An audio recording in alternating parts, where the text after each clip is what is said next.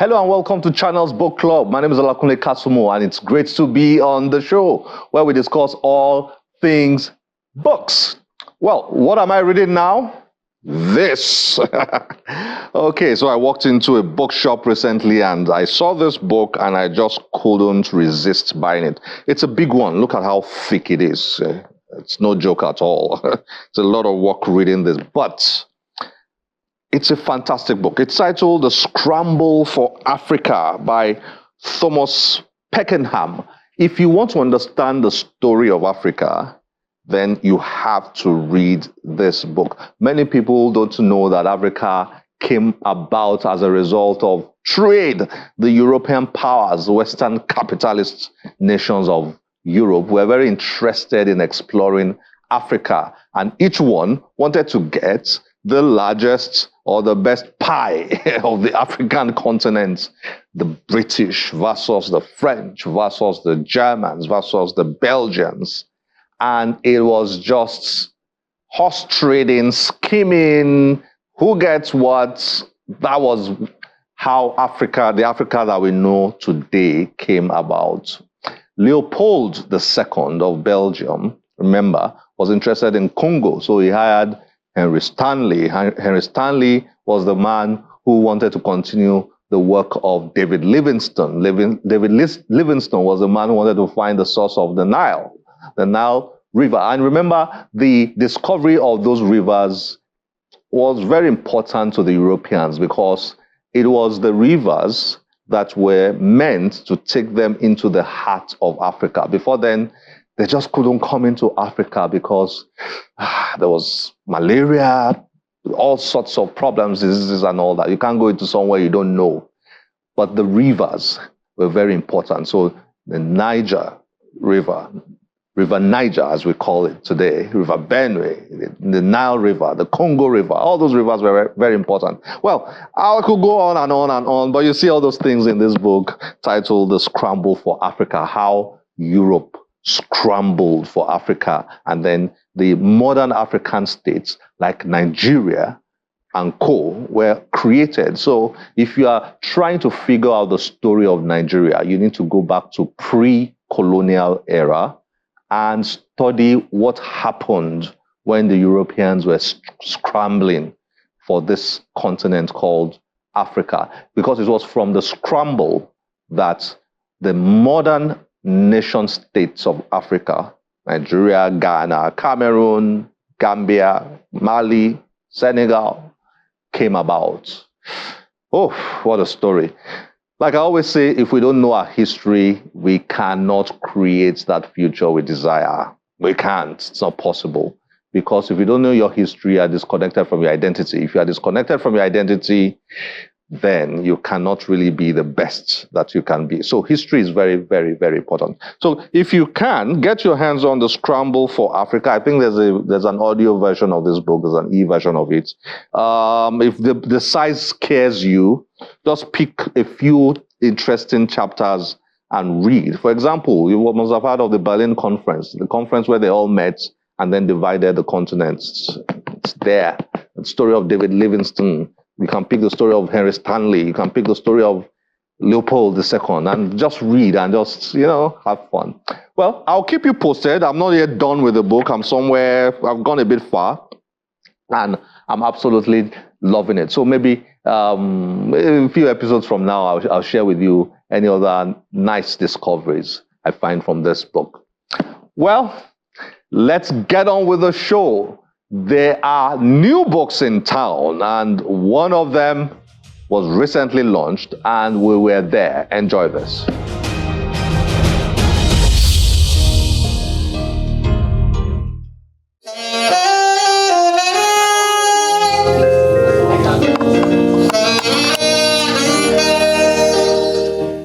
Following the wide acceptance of her book, Unleash Your Superpowers for Adults, Foluso Gbadamosi, a Forbes Coaches Council member, has gathered young and old to the launch of the teens version of the book.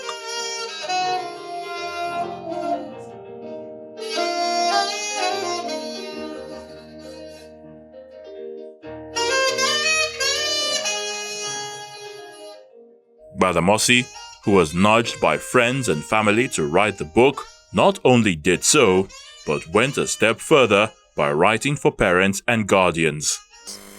In a world that constantly pressures you to fit in, be like everyone else and follow the crowd, realizing and embracing what makes you unique is one of the most important things you can do. Your individuality is a superpower, something to be celebrated, not suppressed. Too often, we get caught in the comparison trap. Scrolling through social media, you see seemingly perfect images of others and start questioning your worth. You start comparing yourself to friends, celebrities, influencers, or an idealized standard of how you should look, act, or be. But here's the truth. Every single person is one of a kind, with their own fingerprints or traits, talents, experiences, and perspectives. Teenagers on the panel speak on how they discovered their talents. I have a lot of talents, but the talent that I discovered myself was when I was pretty young. I was really interested in art when it came to drawing, and my dad being an illustrator really inspired me and improved my skills and talents in art. But for all my other talents, my parents are the one that discovered them for me. And the first one they discovered was my talent for speaking. And I was around 9 when my parents decided that I will co-host the Read That Radio Fun Time, a radio show they had created. And that co-hosting experience really opened a new world for me in speaking. I didn't have a teacher for 4 of the instruments I played, with the drums, the guitar, and the sax. He did not have a teacher. And the piano. So the thing about the drums is I literally just, like I said, things that build me is what I see. So me just watching people play, I would go home and be like, let me try and do this. Let me just try and do this. Sometimes I'll even record the drummer himself in church, and I'll take the video home and be like, okay, how did he do this one? How did he do that one? And if I couldn't find it, maybe I would go to YouTube and like, just watch something and go back to it, try it again. For the piano, it was a little bit different because I wasn't really, most of the time, it was the drummer I was focused on, and I wasn't really looking at the pianist. But this one with the piano just came like, one thing about me is that my ears are very good also. In June of 2021, Route 14 Studios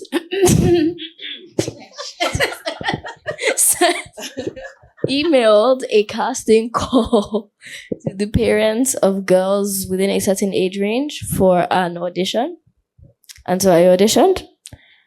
And then I got, I think a few months later, we were told that I got the part and that it was a Disney part. And in that moment, that was when I thought, I could actually do this. During a one-on-one session with the author, she advises teenagers struggling to find their talents to read the book. The book actually has, so it's broken into 3 different sections. So there's the discover, there's the develop, and there's the deploy. And each of those sections has a lot of actions that you need to do. So when you're reading the book, don't just read it passively. And David, you've read it, and I'm sure that you saw all of the different, assignments, examples, and actions that you kind of have to do to uncover who you are. 3, 2, 1. Unleash your superpower is now.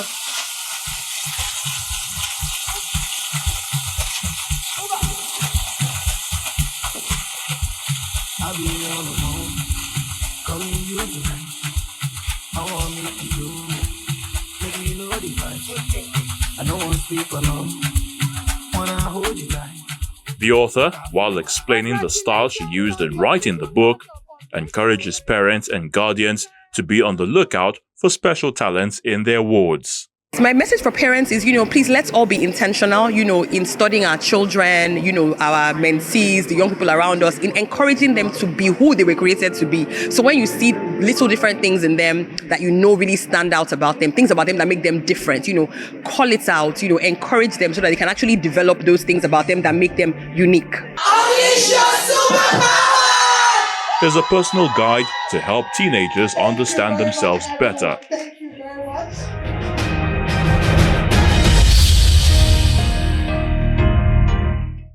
It's a season of book festivals. We're about to hit that season. Book festivals.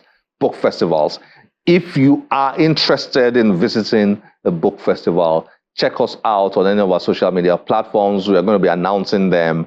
And you can even ask us if there's one around the corner. We're very happy to respond to you. But it's a season of book festivals. And one of the very, very fascinating book festivals held in this country annually has recently been hosted. I'm talking about no other one than QFest. We were there. Enjoy this.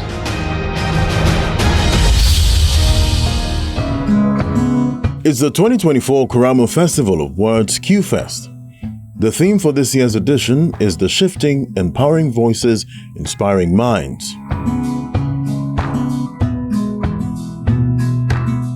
QFest is an annual non-profit literary arts and culture festival which features book and art exhibitions, masterclasses with industry experts, book charts, Q Speaks, and film screening amongst others, which holds in Lagos, Nigeria. Beautiful parts of our experiences that we can really shine the light on. We don't have to constantly...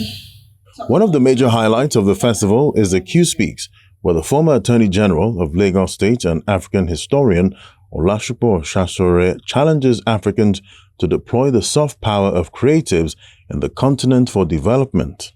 We have to love the development of Africa and let that be our purpose in every way you do it. Whether it is a love story, whether it is a love song, or a love poem, or a love whatever you want to do, call it. But love Africa. The soft power in storytelling will always make sure that Africa and the better part of the world, because there are other better parts of the world, there are good parts of the world besides Africa. But Africa will catch up, and Africa will become that superpower. Participants at the festival share their experiences. This is my first time attending QFest, and it really has been a revelation. It's been amazing to see this collection of writers, publishers, editors, readers, just people coming together for their love of literature, for their love of publishing. And it has been amazing to almost do just a deep dive into everything that comes with the territory. It's always a fantastic festival. This is my, I think, third or fourth time at Quramo. Yes, it's an important place to experience Nigerian art, culture, literature, poetry, to see the prize, to see the slam performances, to see the film screening, which we're about to see, which is The Man Died, directed by Femi Dugbemi. So it's one of those rare opportunities that we get in October, which is a very heavily congested period for arts and culture, to be able to not only meet other art enthusiasts and to see artists and to see writers that have inspired you over time in person, which is something that festivals like this give us the opportunity to do. So it's been an incredible experience so far.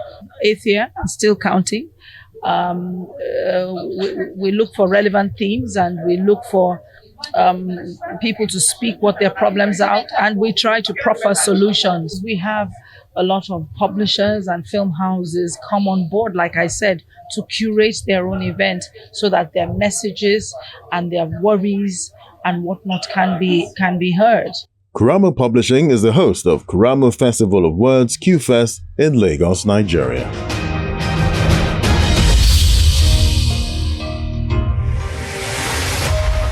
The Nigeria Prize for Literature has given so many Nigerian writers global recognition and global impact, and I think it's quite prestigious. I thank the Nigeria LNG for sustaining this prize for 20 years, and I hope they will continue for many more years to come. I doff my hat for them. Thank you, Nigeria LNG, for instituting this prize. There are two other books, Father's Pride by Ndidi, and then Uche's Wishmaker.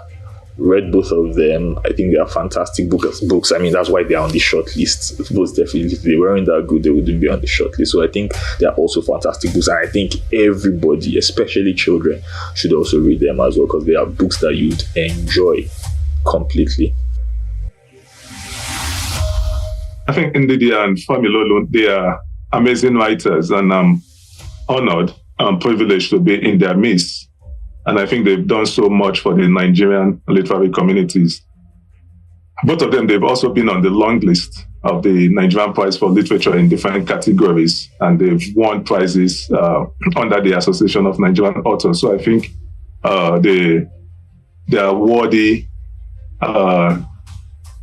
fellow finalists. Look out for the grand finale of the Nigeria Prize for Literature. We've been talking about Nigeria Prize for Literature, 3 finalists. One of them will be announced as the winner of the biggest literary prize in Africa. Look out on this show next week. We'll be talking to you about the winner of the Nigeria Prize for Literature 2024. But before we run away, Kehinde Fadepoye reads from her new book. Enjoy this.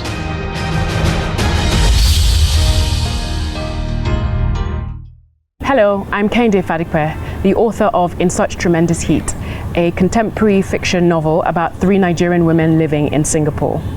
I was inspired to write this novel by the different Nigerian women I was meeting in Asia who came together to form a community despite us being very different and from different backgrounds and different walks of life.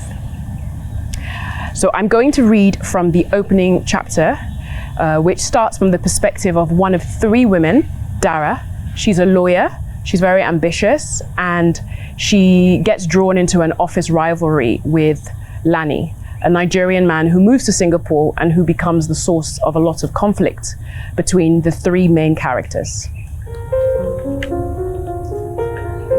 Beneath the Singapore Cricket Club veranda, Dara watched 2 teams of lawyers sweat it out in the annual law rugby tournament held every January, and allowed herself a small, happy sigh.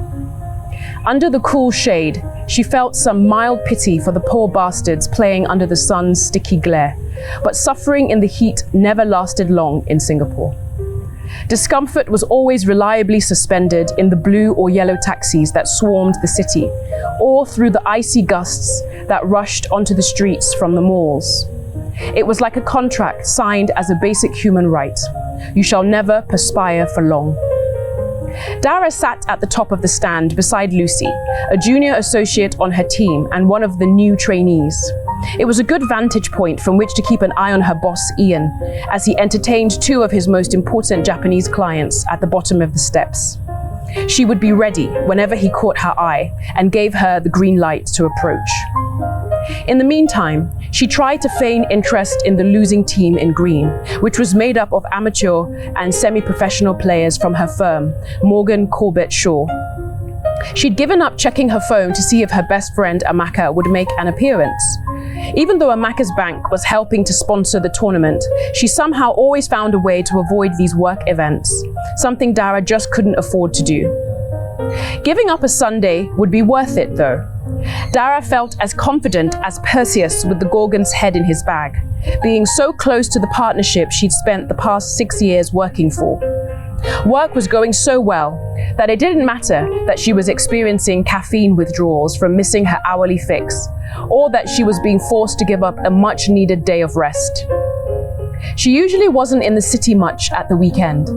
She traveled every chance she got, taking advantage of Singapore's many public holidays, a welcome byproduct of a country that officially celebrated 3 different religions. The past Christmas break had been spent cycling on her own in Laos, a wonderful change from the year before, when she'd celebrated with friends of friends who, like her, were avoiding both the English winter and their difficult families, chugging bottomless glasses of champagne in a hotel lacking genuine festive spirit. Whenever her married friends started giving her dating advice, a grown woman of 36, or tried to fix her up at parties with men they would never have considered for themselves, she reminded herself that she'd been to 10 out of 12 countries in Southeast Asia multiple times and had seen and experienced things that would have been impossible with children in tow.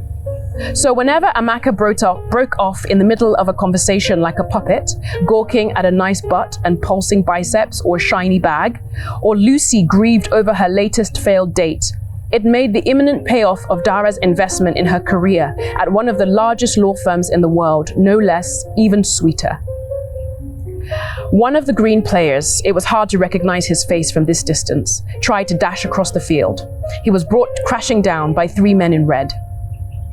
All the girls I've met here complain about the English guys catching yellow fever, but the guy I've been seeing has been here 2 years and he's never even dated an Asian girl, Lucy boasted, reminiscing about her recent date.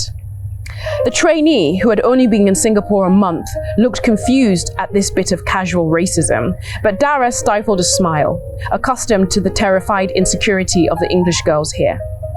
Most of the expats she knew were French, British, or American. The women mostly dated other French, British, or American expats, contracting their pool of dating options, while frustratingly, for them at least, the men did not. He moved out here with his now ex. They were engaged, but he said she missed home too much, which I completely understand.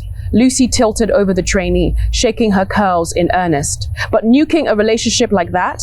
Madness. I'd pack all this in the second there's a proposal. Are you kidding? So she went back to the UK, Dara asked, pressing 2 paracetamols into her palm. She had worked for 10 days straight and would have given anything to swap the warm cup of wine in her hand for an almond milk latte. Well, no, actually, yes or no. Total fluke.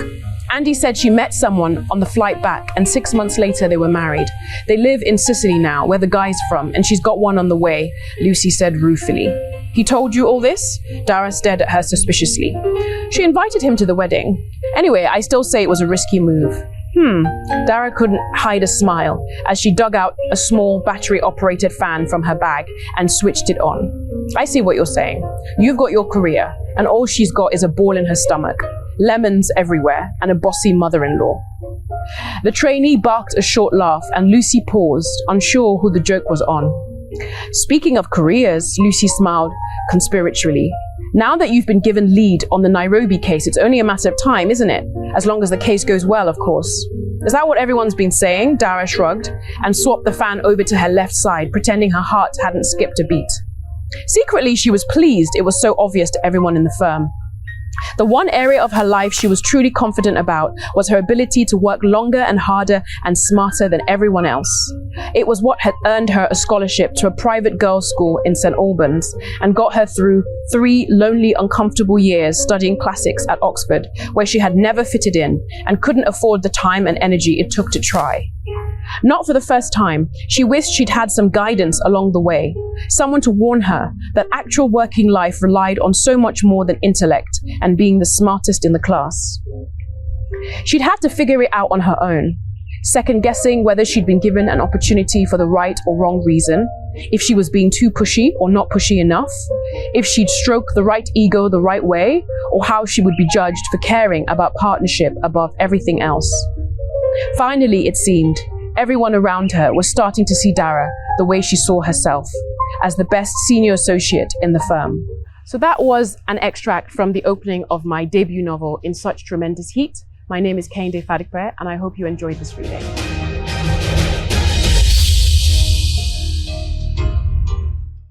This is where we end the show today. As always, we'll be delighted to get your feedback through any of our social media platforms displayed on your screen. My name is Olakunle Kasumu.